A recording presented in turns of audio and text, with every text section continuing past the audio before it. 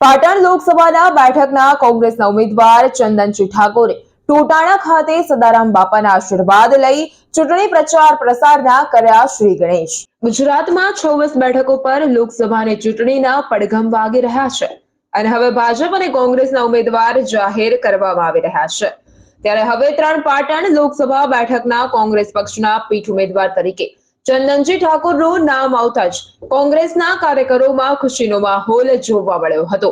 જેમાં સૌથી અગત્યની બાબત વિશે વાત કરીએ તો કાંકરેજ તાલુકાના ટોટાણા ખાતે આવેલ શ્રી સદારામ ધામ ખાતે સદારામ બાપાના પરમ ભક્ત એવા ચંદનજી અને બનાસકાંઠા જિલ્લા લોકસભા બેઠકના કોંગ્રેસના ઉમેદવાર ગેનીબેન ઠાકોરે સૌ પ્રથમ વખત દર્શન કરી આશીર્વાદ મેળવ્યા હતા। જેમાં કાંકરેજ ધારાસભ્ય અમરતજી ઠાકોર, પાટણ ધારાસભ્ય કિરીટ પટેલ, રાધનપુરના પૂર્વ ધારાસભ્ય રઘુભાઈ દેસાઈ, ચાણસ્મા તાલુકાના ધારાસભ્ય દિનેશજી ઠાકોર સહિતના અનેક મહાનુભાવો કાર્યકર્તાઓની ઉપસ્થિતિમાં આ કરવામાં આવ્યું હતું અને હવે લોકસભાની ચૂંટણીના પ્રચાર પ્રસારના શ્રી ગણેશ કર્યા હતા।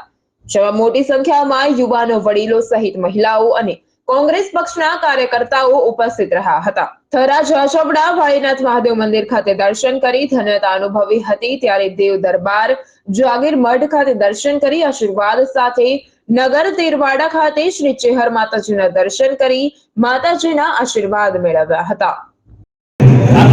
આજે પાટણ લોકસભાના ઉમેદવાર ચંદનજી ઠાકોર અને બનાસકાંઠાના કોંગ્રેસ પાર્ટીના ઉમેદવાર પોતે સદારામ બાપુના આશીર્વાદ લેવા આવ્યા છીએ। ત્યારે બાપાના ચરણોમાં શીશ ઝુકાવીને એક જ પ્રાર્થના કરી છે, હે બાપા, શાંતિમય વાતાવરણમાં ચૂંટણી પતે, ભાઈચારાની ભાવના જળવાઈ રહે।